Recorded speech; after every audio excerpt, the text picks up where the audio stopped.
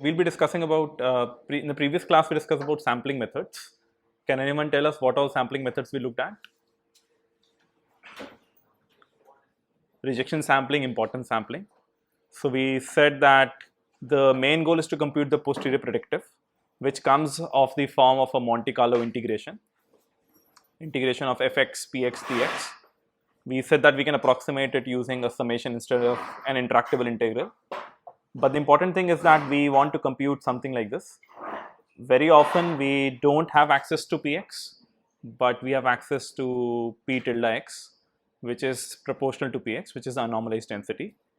So we then looked at this method rejection sampling, where we said that let's make a proposal distribution Q from which we know how to sample.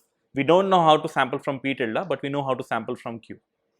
So we said that let's choose a constant m which is greater than p tilde by Q for all x. And this was the main diagram. We start with p tilde x. We choose a qx. In this case, I've chosen a normal distribution. I scale it up by a factor of m so that at each point in my support, my m times qx is greater than p tilde x. And then I keep sampling from qx because we know how to sample from qx. Then we draw a uniform between 0 and 1. And then we multiply that with mqx, that uniform number. And we see whether it lies above or below p tilde x. In this case, the sample chosen is above p tilde x, right, above the p tilde x. So therefore, we end up rejecting it. In this case, the sample chosen is below p tilde x, and therefore we are accepting the sample. If we repeat this procedure some 1000 number of times in this case, we end up getting samples which are looking very reasonable. The acceptance rate is very low in this case, only 0.52. Right. We then said that let's look at 10,000 samples, and if we then make the density plot out of these 10,000 samples, so we tried with 10,000 samples, only 51% of them were accepted. If we make the density plot, it looks fairly similar, but rejection sampling is wasteful. We end up rejecting a lot of samples, right? We looked at a specific case, a thought experiment, where we said that. So then we also looked at the proof of rejection sampling by a Bayes rule. Then we said that if we take a p tilde x to be a Gaussian, while we typically have a p tilde which is unnormalized, but let's assume it's a normalized one in this case, sigma square p identity matrix is the covariance, and if a proposal is similar but with a higher variance, and we have made this plot p tilde and qx seems to have a lower height because it has a higher variance. So what we said is let's scale it up to match the 0 point, and that matching comes out to be sigma q over sigma p raised to power d. But importantly, our acceptance ratio is proportional to 1 over m, acceptance probability. So therefore, as we increase the dimensionality, the m also increases exponentially, which also means that the acceptance probability goes down exponentially if we have higher dimensional distributions we're trying to approximate. So this was one major downfall of rejection sampling, that we end up rejecting a lot of samples. The second algorithm that we saw was called importance sampling. So there the idea is that we don't really, so in this paradigm, what we are doing is we use rejection sampling to get samples from p of x. Once you get samples from p of x, you plug them into this integral, or the replacement of the integral with the summation. Right, you get samples from p of x, which we've got using rejection sampling now, and then you approximate this integral via this summation. But what we said is that we actually needed to solve this integral in the first place, right? So why do it in two different steps? First step, get samples from px. Second step, put those samples in px. Why not just do this in one go, right? So for that, what we did was something known as importance sampling. We said that we don't know how to sample from px. That was the main problem. Otherwise, this would have been easy to solve, right? So, but we know how to sample from some q of x, because that is what we're proposing. So we said that let's multiply and divide by q of x. So our integral becomes fx into px by qx times qx dx. Now we can think of this entire first term, fx into px over qx, as some different f dash x. right? So now we again have this integral of the form f dash x qx dx, which is just the expectation of fx into wx, where wx is the ratio of px and qx, right? So this becomes a different integral, Monte Carlo problem, which we can solve using a summation. That turns out to be summation of fx into wxi, where xi is drawn from qx, right? The advantage of this method was that we are not rejecting any samples, right? This entire procedure is done in one go, so therefore we don't have a separate step to generate samples and then plug those samples in. So all of the samples here are being useful. We then looked at certain notebooks where we said that we looked at the ratios of, and we looked at the weights, right? But in practice we generally don't use methods like rejection sampling and importance sampling, especially for high dimensional problems. What we end up using is something known as MCMC, Markov chain Monte Carlo, right? Monte Carlo part you already know. Monte Carlo part is replacing an integral with a summation. Markov chain part we will study, but before that, before we go into the theory of MCMC, I wanted to show first how to practically use these methods. Once we understand that, then we'll go back and understand the theory.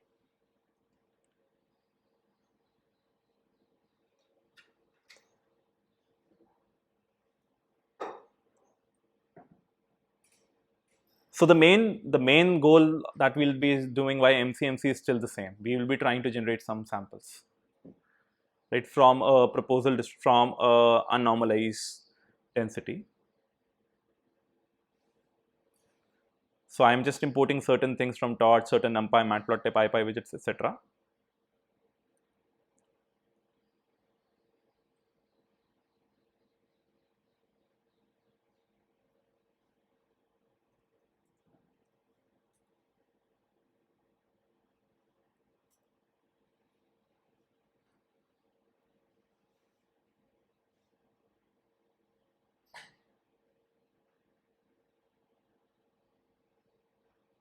Okay.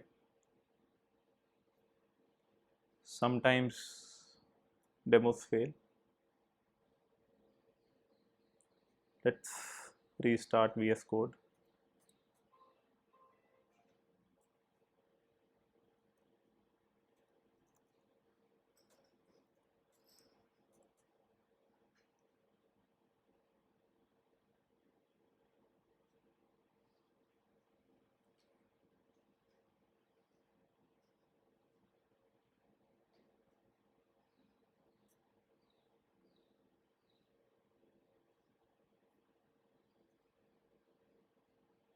Okay, so I'm using a particular library called Hamiltorch.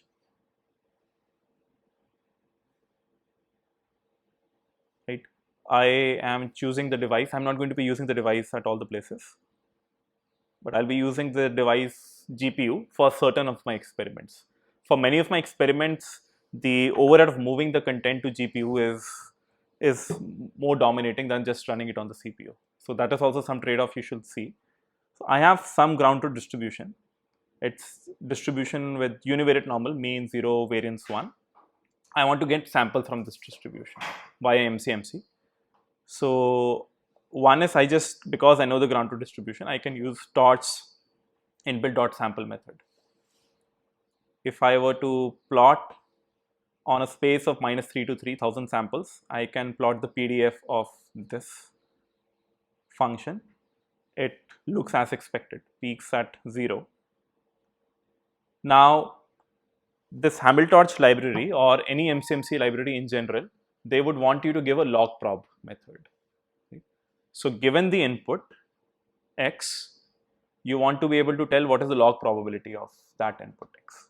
Right? That is the general interface which we'll be using throughout this particular lecture. So log prob of x, in our case, it's just gt distribution.logprob x. Now this is cheating because I am already knowing the whole distribution. Right? I should not be typically using this, but we'll see that even if we know a distribution to a normalization constant, or even if we don't have this explicit method available, we shall still be able to solve, as long as we can specify the log prob. Right? When we discuss the problem of unnormalized posterior, we can still use the log joint. Right? That is what so think of this method to be giving you the log joint. I can do some sanity checks, which is to evaluate this log prob method on a certain value. You should always do that. I get some initial, some value. Now, if you importantly look at the document, it says that there is an initial state, right? So I'm giving the first sample, right? And then it will choose the next samples based on something known as a Markov chain. Right? How many of us have studied what is a Markov chain? Okay. So think of this as previously we said that the samples were independent of each other in IID sampling, right? In Markov chain, the samples are all dependent on each other, right? For example, my next sample is, so let me give you a very trivial example of what a Markov chain might be. So let's say my x start equal to torch dot tensor of 0. So I can say my q, which is my proposal, is a normal with mean 0 and standard deviation 1. Actually, I'll vary this. So for I in range, let's say I want to generate 100 samples, I will put my proposal is equal to torch. It's a distribution which is centered at the previous sample, right? And a variance of 1. I get a sample. Let me put samples equal to empty. I don't need this. Okay, so there is some other tricks which are required, but for now let's assume that we keep on accepting all the samples, right? We can just moving in a chain. Samples dot append prop.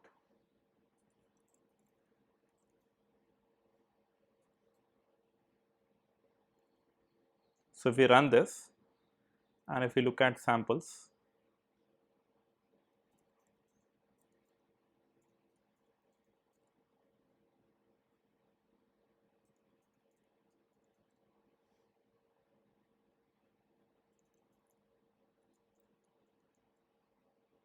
can you see now how the samples are all related to each other, right? What we said is that the first sample is 0. The next sample is chosen from 0, keeping 0 as a mean of a normal distribution and then picking up a sample. Then the third sample is chosen as the normal distribution, sampling from a normal distribution whose mean is the second sample. Right? That's how a normal distribution based sampling might work. Questions on this? No? So here you can very clearly see that x of I is dependent on x of I minus 1. Right? It is dependent sampling, it is not IID sampling. So that is something similar what this algorithm will do, what I'm showing in Hamiltorch, but the details will become clear only in the next lecture. I don't want to be given the details. You start with some initial sample, you tell the number of samples that you want to consider, you want to generate. There is something known as a step size. Think of that as something similar to the variance I've kept here, right? If you look at the values, they are going from minus 8 to 8 roughly. If the variance was very low, now you'll see that the samples are roughly in this 0 to 1 range. They have not gone apart a lot because each next sample is only going to be very clear, very near to the current sample, right? But if the variance was very large, we'd see a huge deviation. So it goes from 0 to minus 140. So this present thing which I'm showing is also known as a random walk, right? Or this is a Markov chain. We don't know the name technically yet, but this is a Markov chain technically. So this parameter is specifying something like that. There is something else known as number of steps per sample, which is something specific to a very nice algorithm called Hamiltonian Monte Carlo. Right? That is specific to this algorithm. So the interface would require, this is the interface which another popular library in the JAX world called BlackJAX would also adhere to. You have to specify a log prob method. Then you give the initial parameters or the initial state in which you want to start the Markov chain. Number of samples, step size, etc., etc. You give all of those. Now it is generating these samples. It's trying to generate 500 samples at the rate of about 700 samples a second. This is a univariate problem. So if it's said that the acceptance rate is 0.99, right? So it's able to accept most of the samples, whereas in rejection sampling we saw that the acceptance rates are very low, right? I can convert the generated samples. I can also now create a function which does this, because I'll be using this multiple times. So this code is exactly the same, but just with using a function instead of manually writing everything. I generated 5,000 samples, if you noticed, of size 1. Each of them is a scalar. So the shape is 5,000, 1. What we plot for MCMC like simulations is something known as a trace plot. Right? This is how the samples are varying across the iterations. Right? But perhaps it's very difficult to understand what is going on. So we can look at a smaller number of samples. Right? We can see the dynamics of this model. If you want, we can look at even a smaller number of samples. Right? Each sample is dependent on the previous sample, only on the previous sample. So therefore, it's known as a first order Markov chain. Importantly, what we said is that these generated samples, if we look at the density of these samples, that would match the density of the original distribution we care about. So that is the most important thing here. And that is what I'm showing. So these are the generated samples. I just convert them into 1D and then into NumPy, and I plot the KD plot for those. Right? It matches my ground truth distribution fairly well. Right? So this is the main objective that we had. You start with a distribution whose log prob you know, or it could be any function whose log prob you know. Like the function could be log joint instead of being a distribution. But we'll eventually get to the unnormalized case also. In this first case, I wanted to show you the simplest case so that we can carefully match. I also wanted to show how the different samples are being constructed. So I will just show the video instead. Right? Can you see how now the samples are being generated? Right? One sample. So let's perhaps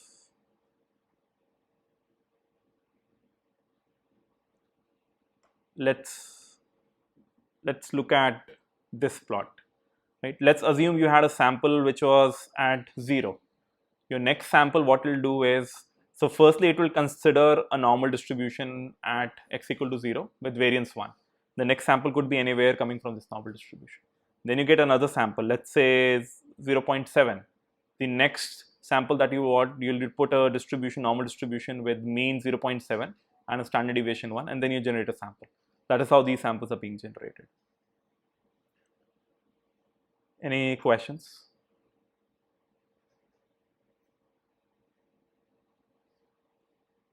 So now we come on to something which is slightly tricky compared to the previous example. We look at a mixture of Gaussians. So I have two Gaussians centered at -2 and 2 with variance 1 and 0.5. Sorry, scale 1 and 0.5. So this is how the normal distribution, the mixture of Gaussians might look like. I've generated samples from it and I've just plotted the density. I can similarly now define a log prob method. Fortunately for us, this is still very simple because the mixture of Gaussian is still a distribution whose log prob is very clearly defined. So the log prob is just getting the log prob from that specific distribution. We run the same code as before. In this case, you see that it seems to be slightly slower compared to the previous one because this is a more complicated distribution. So we have generated 5,000 samples again with an acceptance rate of 0.99. Now the trace of this is very important, very, very interesting. Why do you think the trace for this set of samples look like this? There are two peaks, right? So what you want is that you'll want more samples at the places where you have more density. Right? Would that make sense? Because the number of samples that you're generating, you would want them to be in proportion to the density at that point. Right? That is the underlying philosophy behind MCMC based methods.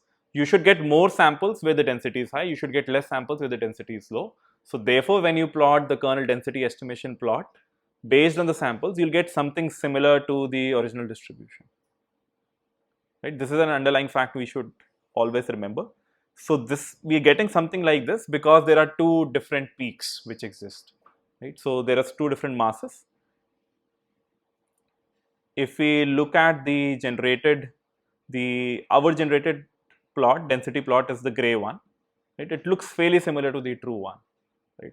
Of course, if we sampled more, sampled in a better way, or if we made the KD plot better, we'll get something fairly close. I wanted to show the video for this.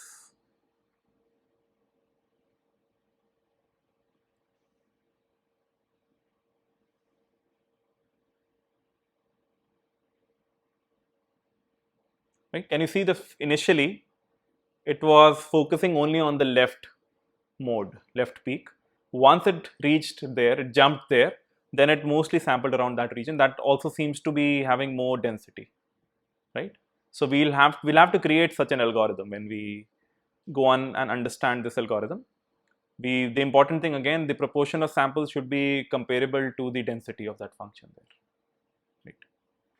So therefore, the trace plot is an important plot to understand that. So initially we had a few samples which were in the left peak, corresponding to the left peak. But then once we were able to jump, we saw a few samples on the other peak. But importantly, even though the density is higher in this peak, right, there is always a possibility that you can go on to a lower peak. Right? You can always jump to places, you can always generate samples from places where the PDF is lower. Right? Because if that were not the case, we will always be stuck with one mode only. Right? So therefore, we have to have certain mode escaping properties. Questions? Okay. So thus far, we've been working with the normalized distribution, which we'll never encounter. Right? In practical cases, we will always be looking at unnormalized densities. So therefore, now I have specifically created an unnormalized density. I call it p tilde of x. I calculated the z, which is the constant for the normal distribution. So that is square root of 2 pi, right? Root 2 pi for the standard normal, that is our normalization constant. So therefore, I am saying my p tilde of x, it's not a distribution. You can think of this as just some function. It's the normal dot log prob dot exponential. So this is the PDF corresponding to the normal distribution and into z. Why am I dividing by z when it's the normalizing constant? Should I not be, sorry, why am I multiplying by z? Should I not be dividing by z? This is a bug, right?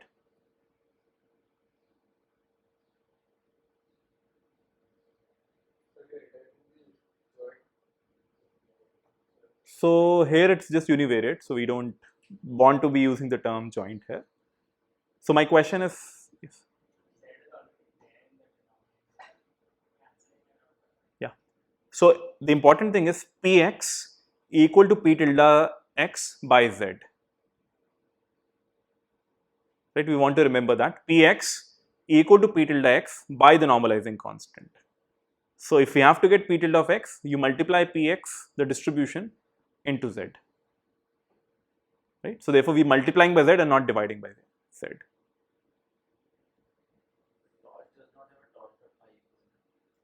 It should have a torch.pi equivalent. Sometimes it's, so you'll surprisingly see that in many libraries, they end up using np.pi at different places. So sometimes it's easier, it's quicker to construct constants with np than to do with the equivalent in torch. I had the same question when I was looking at certain pyro documentation, but they were doing something similar. Right? Is everyone clear on why we're multiplying by z and not dividing by z? So then I have the p tilde log prob. So it's essentially the PDF. This is the PDF. I'll just do a log PDF. So it's just the logarithmic of this, which is norm 01 dot log prob of x plus the logarithmic of z. Right? So this is what we mean then when we say that we have the log prob up to a constant. Right? So this is the constant addition that we need in the log prob. We can now see the normalized density and we can see the unnormalized density. So you can clearly see that the anomalized density, if you were to integrate over it, you will not get 1. You will get root 2 pi, which is more than 1, right? So now what we are saying is that I will give you access to the unnormalized density, or rather the log prob of that, right? So given any x, I can tell you p tilde of x or log p tilde of x, right? Given log p tilde of x, we want to get samples from p of x, right? So again, we don't want samples from p tilde of x. That has no meaning because that's not a distribution. The distribution we have is p of x. We want samples from it, but using the log of p tilde of x, we'll try and get samples from p of x. The good thing about what we're doing is that nothing else changes in the code. I can start with p tilde of x. The remaining code remains exactly the same, right? I give the log prob method and I run the same method essentially. I've not even changed x naught. I run it for a few 5,000 like iterations.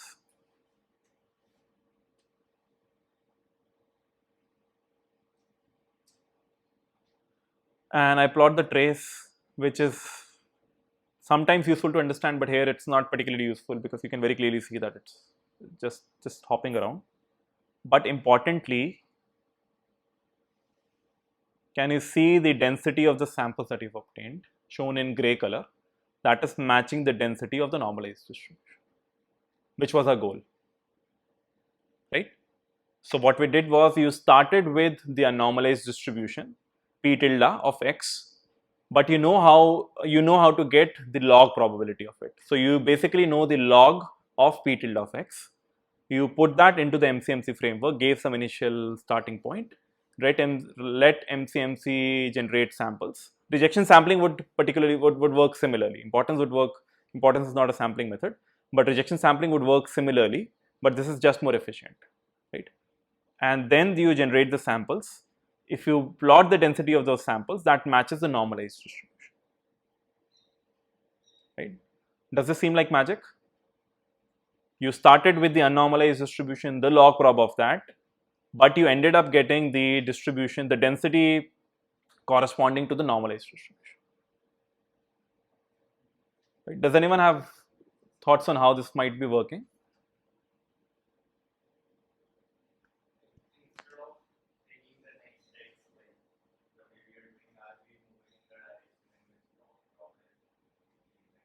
We would generally be moving in the direction in which log prob is moving. That is generally the case, but you also want to have some probability of moving in lower log prob spaces.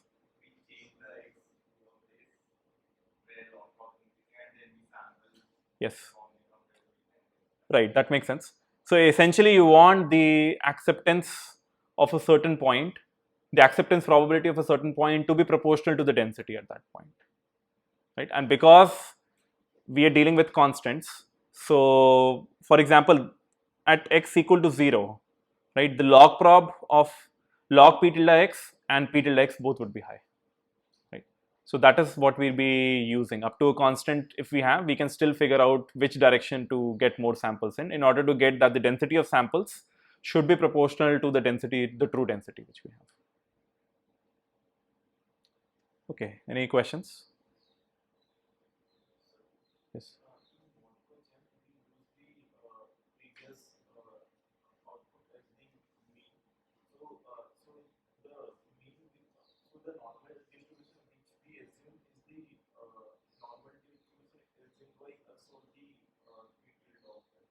No, so p tilde of x. So the question is that what is the relationship between p tilde x and something else which we've been using, the normal distribution. So let's say that there are two things. One is p tilde of x, which the user gives to you, which gives you the log prob method. Then you have to choose a proposal distribution. Like in rejection sampling, you chose a proposal distribution. You found the envelope and then you figured out how many samples would be accepted or rejected. Similarly, we choose a proposal distribution. In this case, we chose a proposal distribution Q, which is a normal distribution, but it could have been anything else. Right? So that's a separate distribution. You use the proposal to decide where to move, but you still have to evaluate p tilde at the points, at the new points. You'll have to see p tilde at the new point, p tilde at the old point. You have to see that. Okay, other questions? So from this class, I want you to not think too much about the specifics of the algorithm. You should just be convinced that we get correct PDFs.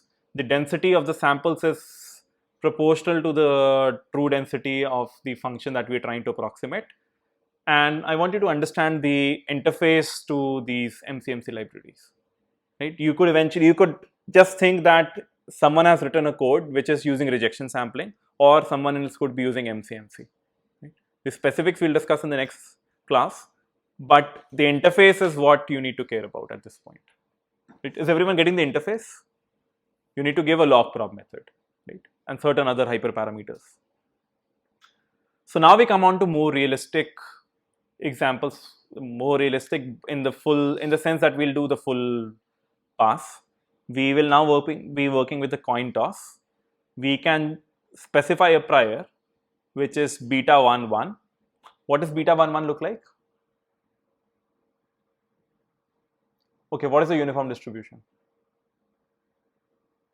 So let's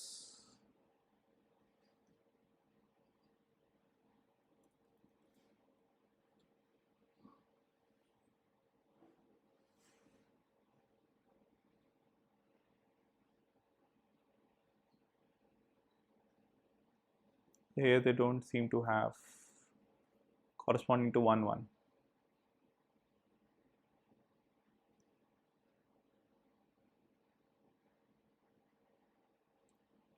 So beta 1 1 would be what?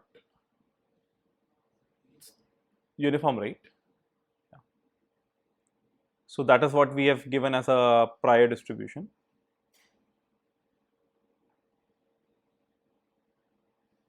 Our data is 3 heads, 2 tails, right?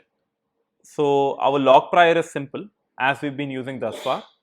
It is the prior distributions dot log prob method on the theta. What is the theta here?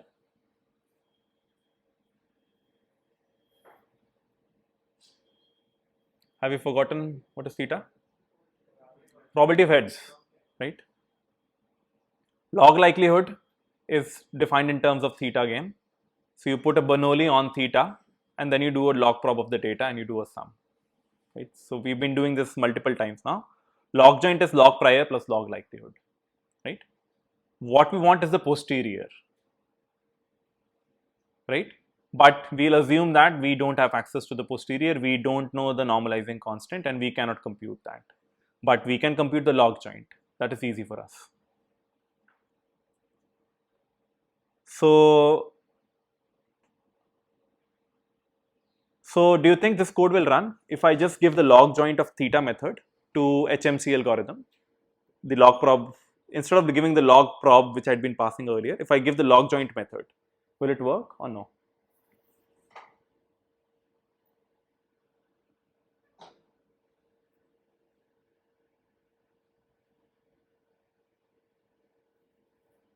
Okay, it will not work. Can you tell me why? What will be the problem in this code if I run MCMC directly?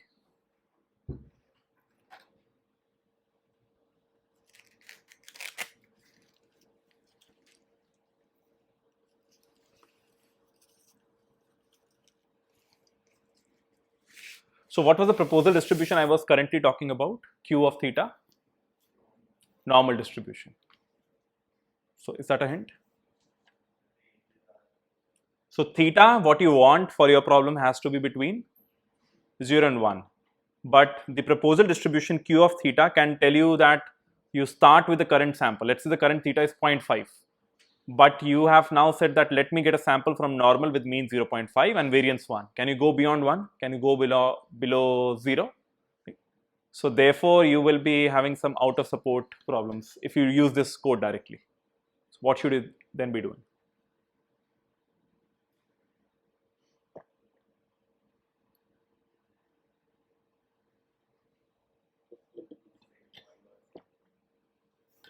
So sigmoid or something, but what? We will have to use sigmoid, but how? Let me first show the failure of this code. So it says that expected value to be within support lower bound 0, 1 of the distribution beta, but found invalid values minus 0.1. So you ended up getting a value which is minus 0.1. What can we do? Okay. So you can assume theta to be sigmoid of something. So instead of working with the probabilities, let's work with the logits, right? Which is one trick we've been doing over and over. Instead of working with sigma, in neural networks we learned log sigma, right? Log of sigma can lie in the real space. Sigma has to lie in a specific space, right? So similarly, instead of working with probabilities which have to lie between 0 and 1, let's work with logits which lie between minus infinity to infinity. So what I change is that as my input argument becomes logits to each of them, right? So my prior distribution now does log prob of torch dot sigmoid of logits. Torch dot sigmoids of logits will always be between 0 and 1, right? Similarly, dist dot Bernoulli I can directly pass in logits instead of passing in probabilities. And log joint is just the log prior plus log likelihood. So if I now run this algorithm, giving the log joint method as the input, I have given an initial value of 0.0, right? Does it mean the probability of heads is 0.0 as my initial sample?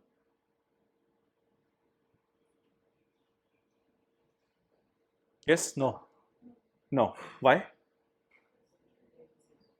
Yes, because this is the logits. I've given the logit, initial logit equal to 0.0. I run the same code as before. My acceptance ratio is again 0.99. Now I am plotting the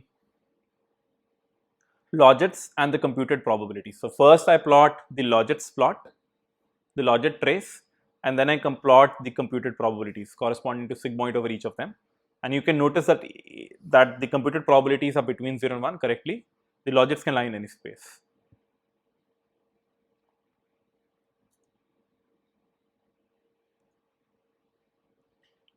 First, let me show you something which looks reasonable, and then let me go back to.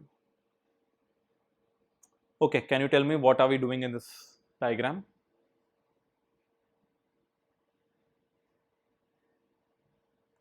The red one is the true posterior, which is, what is the true posterior for coin toss?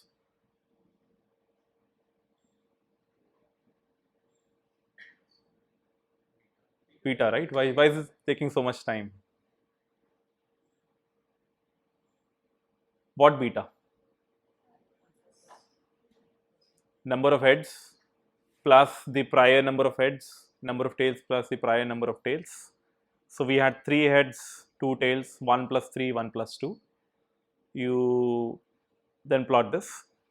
The yellowish bars that you're seeing are histogram points, right? That is showing the histogram, and then the black thick line that you're seeing is the kernel density estimation. Right? It's quite matching here, not exactly matching. Importantly, I wanted to show you that when you plot the KDE, there is a parameter called the bandwidth adjustment. Right? Let me show you what happens if the bandwidth adjustment is very low. Can you see that the density is more or less just trying to step onto the histogram? Right? It's matching the histogram. In this case, you can see it very clearly. Right? The density that you are obtaining is on the histogram itself. As you keep increasing bandwidth adjust, what is happening? You're getting something smoother.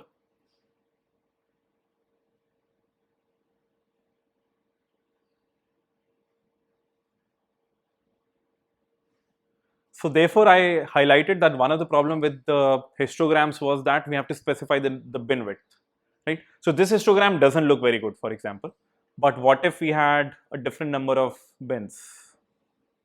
So I have 100 bins here. Let's say if I had a 50 bins. Right now the distribution looks very different for some reason, right? You seem to have a lot of mass above here. Right? With 100 bars, you didn't have that. If we go back to 100 bins, right? We didn't have that. We have more jagged patterns, right? But if you increase the bandwidth adjust parameter, it keeps on making things very smooth for you, right? So therefore, even the kernel density estimation plots that you are making, they have an element of subjectivity to it. They also have similar hyperparameters like the histogram. I showed the number of bins, the bin width, etc. They also have the specific kernel you use, the bandwidth adjust parameter that you use, etc. Right? But importantly here, we can see that we've been able to get something which is fairly close to the true density that we had. Right?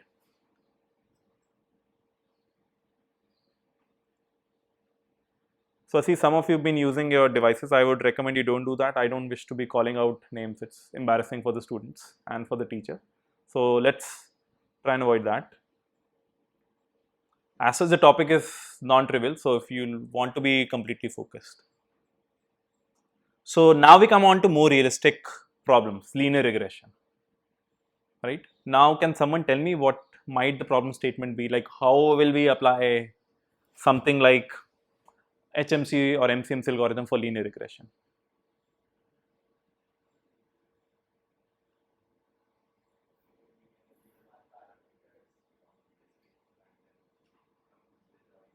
Okay.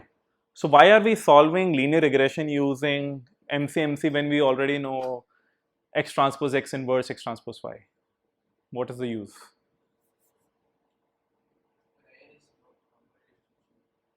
So can you go one step further back?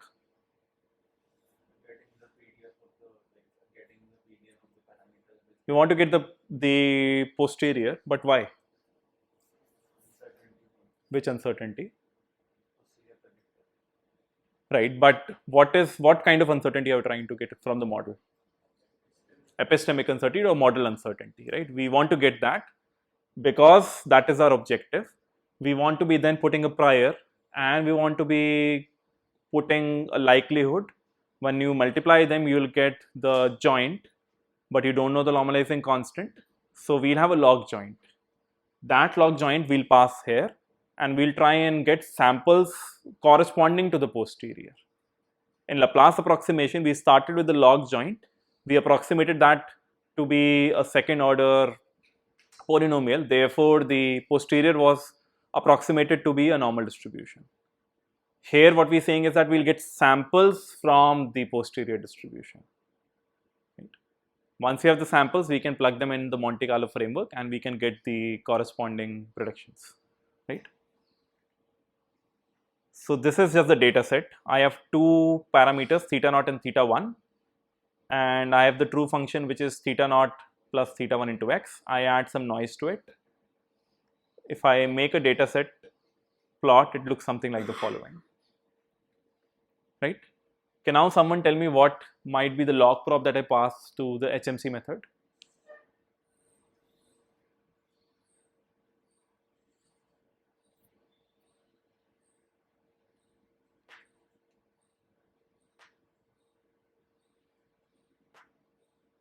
Yes.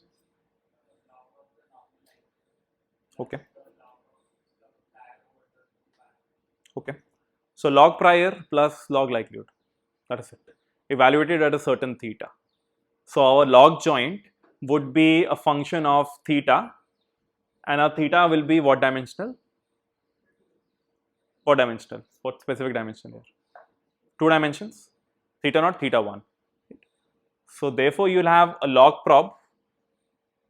You'll have a log prior, which is just a univariate normal that you've assumed over each theta I. So it's this dot normal 0 1 dot log prob of theta dot sum. Your log prob or the log likelihood is you get the y prediction, you put a normal centered at the prediction with variance. In this case, I'm assuming it to be 1, but otherwise you could have learned that also. Dot log prob over the data. Right? This is just log likelihood. Your distribution dot log likelihood. So what is the probability of observing y's given your current predictions? Your log posterior is just the sum of log likelihood and log prior. Right? So again, these things we have already done previously. If you were to solve for the MLE, you'd only look at this method, this function, and optimize over it. You'll get a some theta MLE. If you want theta map, you'll optimize over this. If you want samples, then you'll use MCMC. Right? So can you see this interesting relationship between optimization and sampling? Right? So what we are doing here is just generating different samples, right, from the posterior.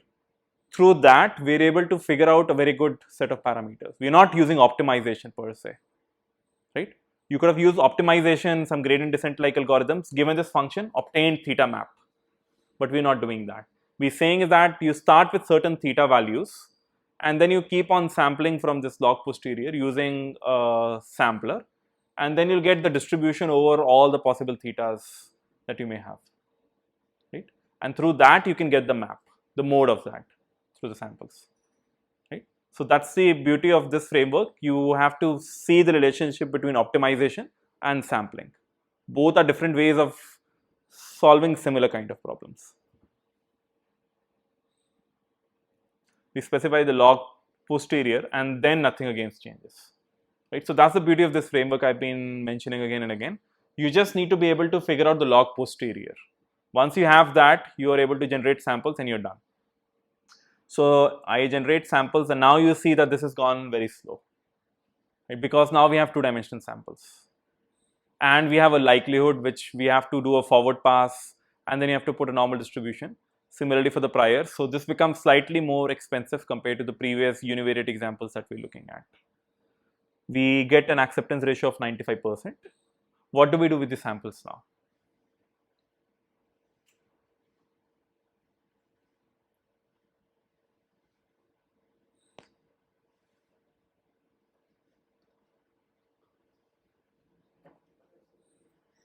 Sorry? Using the Monte Carlo simulations, we can estimate what? Posterior predictive, we can get that. So let's first just look at the samples. This is the initial sample that I gave you, 0, 0. It started with 0, 0. The next sample it got was 1.8, 1.5. Then the next one was 2.1, 3.8, so on and so forth, right? So one interesting thing to understand the algorithm better, which we'll understand in much more detail in the next time. So if we had the log posterior, let's put it over the first value. We get minus 1554 point something. I put it over the second one. What do you expect that value to be? Greater than minus 1554 or lesser than 155? Minus 392. So seems that you're jumping in the right direction, but this is not optimization, you're sampling. And if we do the same thing for the next sample, minus 242. So it may seem that we are doing optimization, but we are not. We're just sampling. At one point, we'll also move into places where these numbers will start becoming lesser, right? That's just the jump or the probability that we have. But in essence, you're trying to generate samples like this.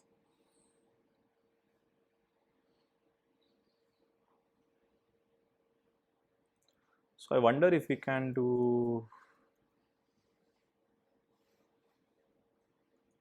over log posterior.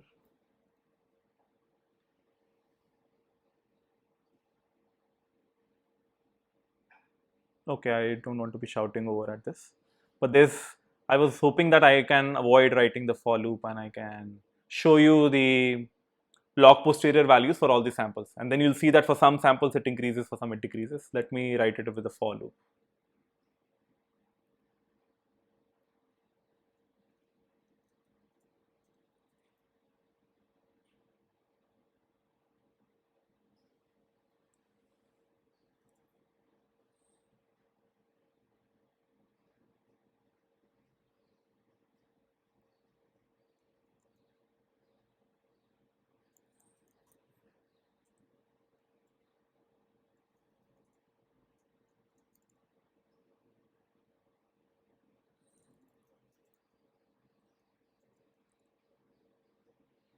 So we start with a very poor value, and then we get fairly good samples where the density is high.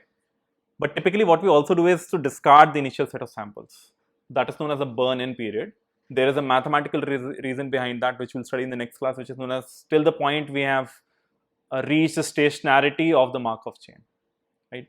Again, forget about that for now. But let's assume that if we had only gone from 100 onwards. Now can you see the samples, they're oscillating a bit. So you do go from regions where you have high probability to low probability, so on and so forth. So we can then see the true values of theta naught and theta 1 that I plotted, and I can see the samples hovering around them, which means that the optimization is reasonably good. Not the optimization, the sampling seems to be reasonably good. I can also plot the KD of these. The KDs don't seem to be matching exactly. One of the reasons is that sampling could be bad. What could be the other reason?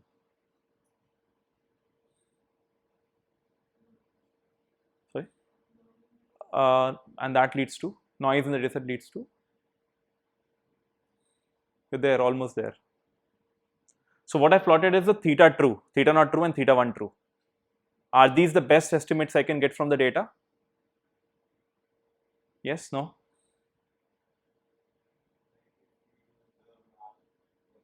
Let's use the MLE from the data itself. If you were to get the MLE, perhaps those would be closer to the modes of what you have. Right? Because of certain noise levels that you have, you may not be able to get this exact distribution, the exact recovered values anyway. Right? I wonder if we should also just try and get that also or no.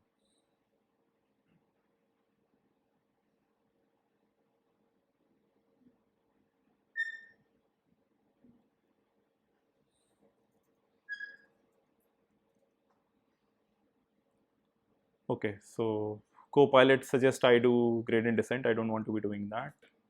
So I add xlin. Anyway, I leave that as an exercise to do x transpose x inverse, x transpose y, and get the theta MLE, and then plot it here and see that whether you get something closer to the current modes of these distributions or not. I can then importantly get the posterior predictive distribution. For posterior predictive, what did we need to do? You get a sample, you pass that through the forward pass. Right? You get a sample. I then put it in here. I just put theta naught plus theta 1 into x. Each sample is a theta naught theta 1 pair. And then you can see the mean prediction, and you can see some uncertainty around it.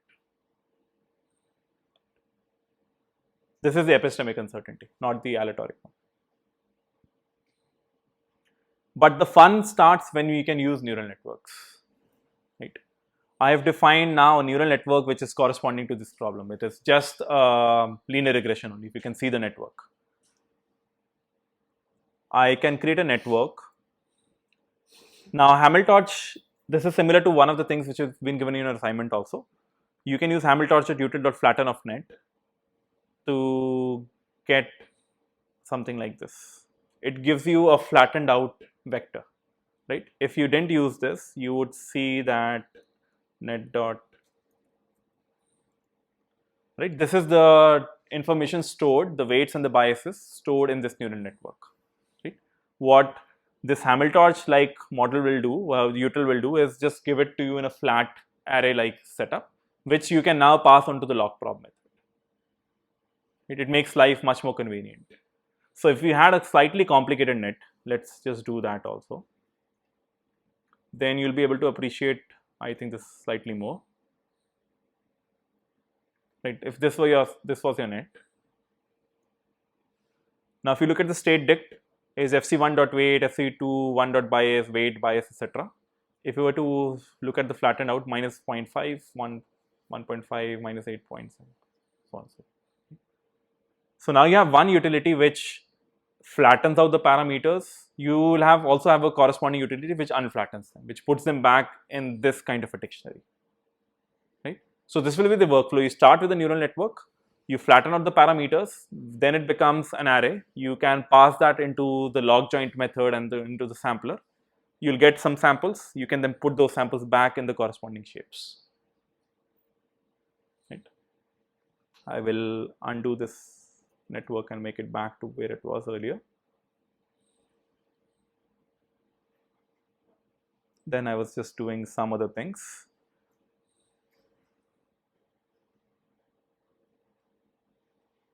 So then I also have the code written here.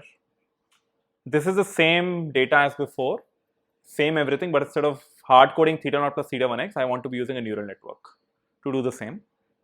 The important thing here is that the log prior, nothing changes.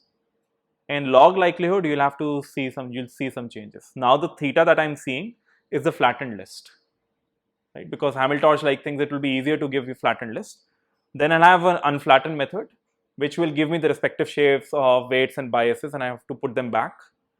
And then via this set of code, I'm putting the parameters back in the neural network, right? From a vector to neural network.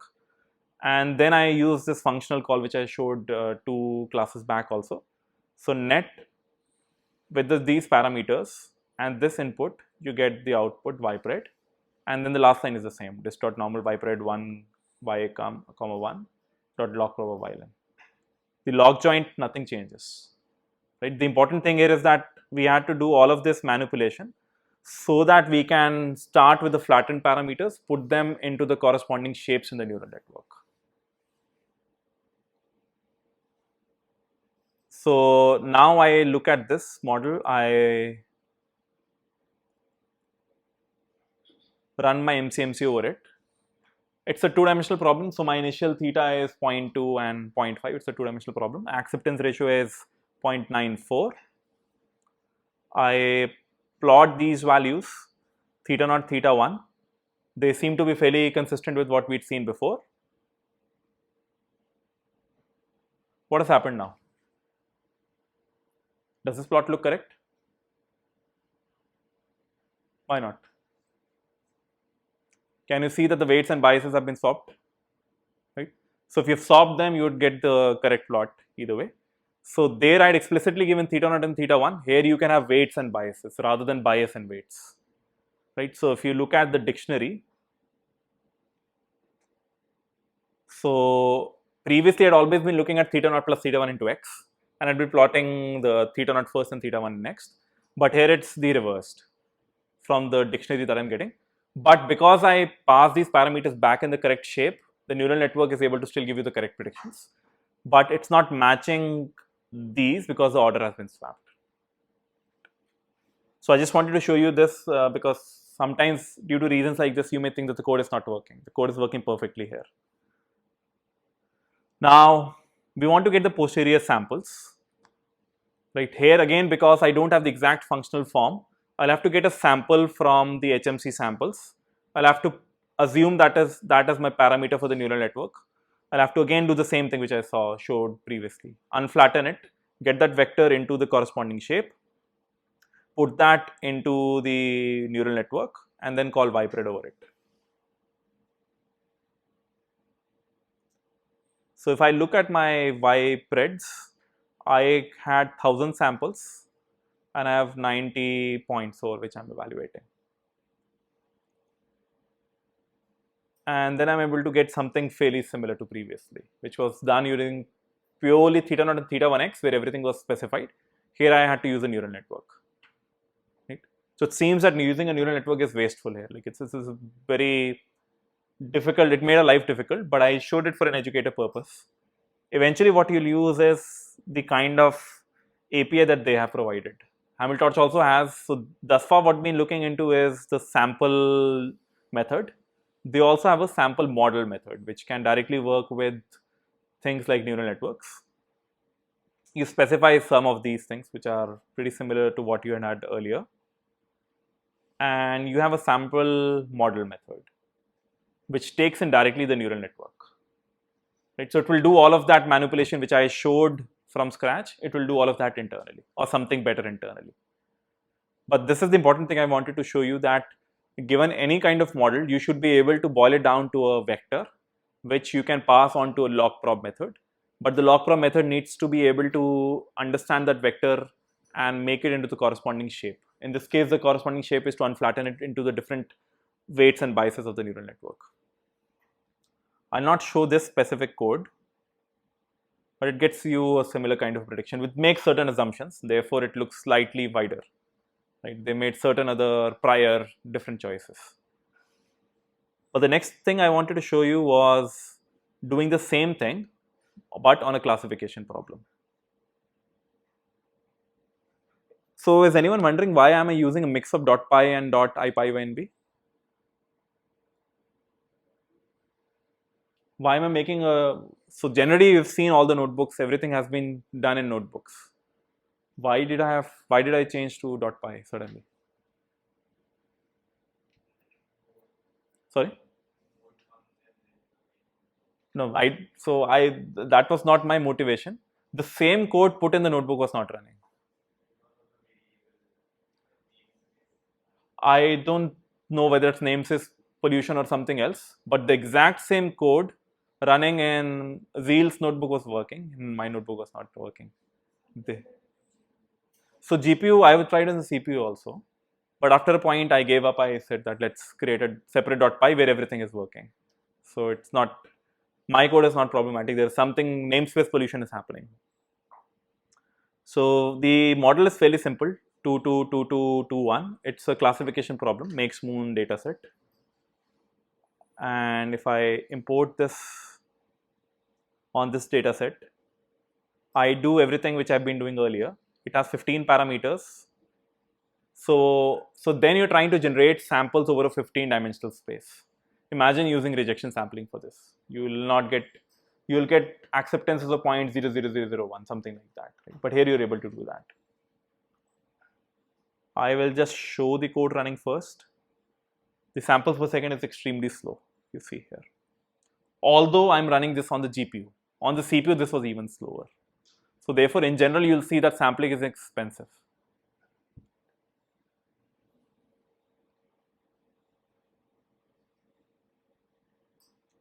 I generated 2000 samples.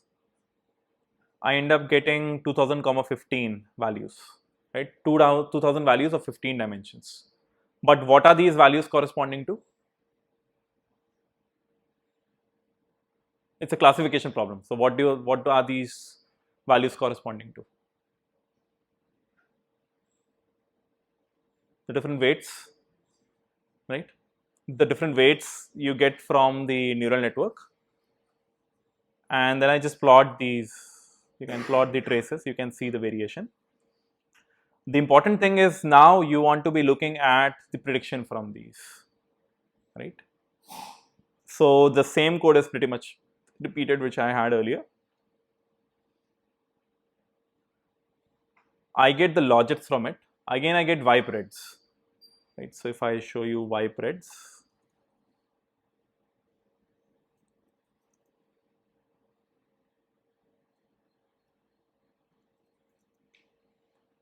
right? I'm doing this over a grid. So it's a 200 cross 200 grid.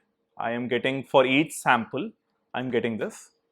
Then I'm getting the logits out of them, right? I'm again not working with the probabilities because if you look at my model, it returns logits. It is not returning after the sigmoid. It's generally a safer practice for me to just do it this way. I get the logits, they are on the GPU. I can get the corresponding probabilities, and then I can make the corresponding classification plot, right? This looks okayish, doesn't look too good, but that's because the neural network model I've chosen is not particularly well tuned. The important thing is, thus far we've been talking about epistemic uncertainty. Have we looked at it in this plot or no? No, I'm just looking at the mean probabilities and I've plotted them.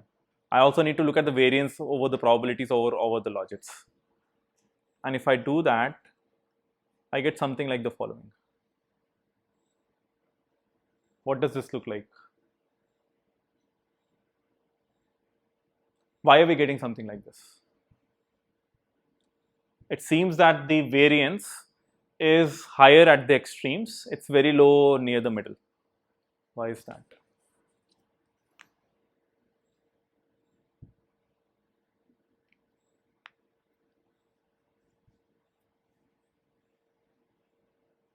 So bluer color means lower variance. Variance in a prediction. If we are away from the data set, is this good behavior then? If we move very away from the data set, we should be very uncertain. Seems to be a good fit this way. Now, I'll also do some tweaking and show you if we chose a different network, let's say 2 to 5, 5 to 4, 5 to 5, let's say 5 to 1. Unfortunately, I have to restart now because I'm importing that specific function. So I want to show you that all of this we are seeing, it is also not without its quirks. You will have certain hyperparameters, etc., which you'll need to notice carefully to have a decent acceptance ratio.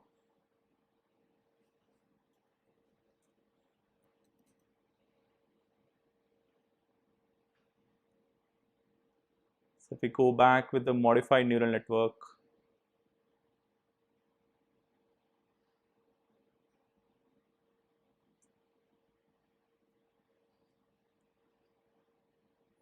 so now if you see, instead of 15 parameters, I have 51 parameters. The number of parameters has become much larger. So previously my acceptance ratio was 0.98. I would be very surprised if I get above 0.2 now, from my practical experience of trying to run this for the past 2 days.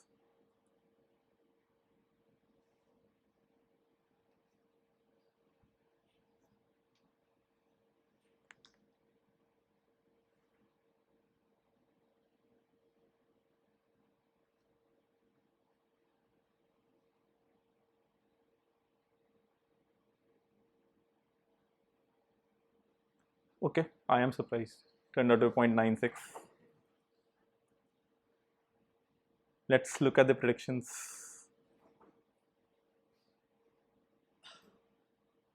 Okay, now this looks prettier, right? It's able to capture the trend. Now let's look at the next one. What do we see? For some reason, it says that there is a lot of uncertainty towards this end, but there is relatively low uncertainty towards this end. Why this is doing, I don't know. Specifically, I don't know. One thing I would also then do is to perhaps reject the first few set of samples. I don't know if I've already done that or not. I've already rejected the first 500 samples. If I reject the first 1000 samples, because sometimes the initial few samples are not very useful. Again, it's not entirely clear like what we want to say. So essentially what we're now seeing is that perhaps the uncertainty is not very well captured. Right? While we're getting the uncertainty, but it's not maybe very accurate. Right? So therefore, we'll also need a way to quantify how uncertain our predictions is, how well a model is predicting uncertainty. Here it seems that a model is predicting the two classes very accurately, right? But the uncertainty doesn't seem to be very coherent at this point. So therefore, we'll have to firstly figure out a way to measure the uncertainty and then see what we can do to improve it, the uncertainty estimation. So with that, we'll end this class. Can someone summarize any learnings from today? I said any. Okay.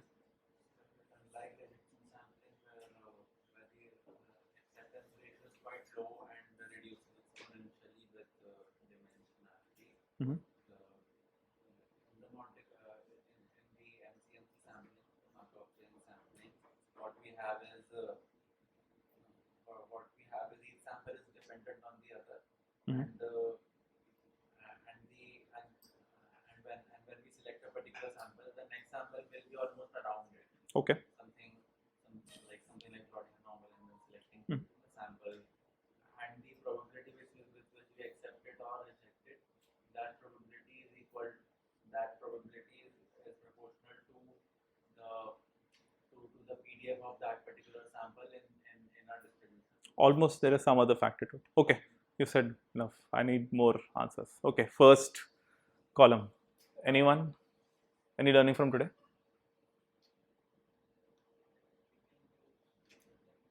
Can you be a little louder? We can use MCMC.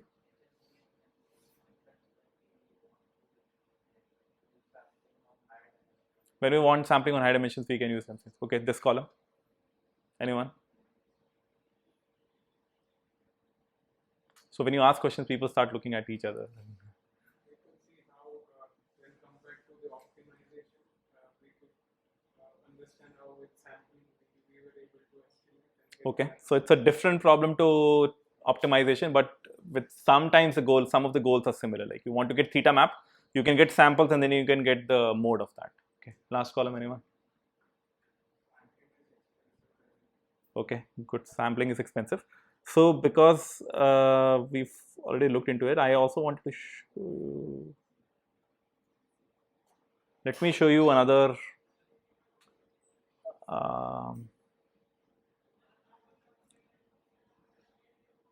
another visualization. So now it's a two-dimensional, this blue thing that you're trying to see. This is a probability PDF you're trying to generate samples for. Right? Can you now see that? Let me increase the delay. Let me stop. Right? You are currently at this particular point. Right? You take a two-dimensional Gaussian and you make a proposal. Right? You say that let's sample from it and let's see where we can get. So you end up at this point. Now at this point you end up rejecting that sample because the probability is very, very low there, right? So therefore it should shown in red, right?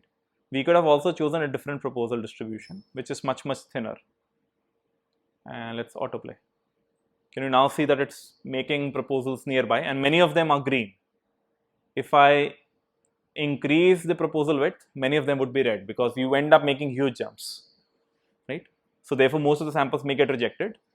If the proposal width is very low, most of the samples will get accepted, but you will not be able to cover a lot of the space very quickly. You will go very slowly. In fact, if we look at certain other kind of distributions, multimodal, right? So we have now got a very, very small proposal. You'll see that it's now probably stuck in one local optima. Just 1 second. If we increase the proposal width, it may be able to jump to some other of these islands. Yes, Bhavesh.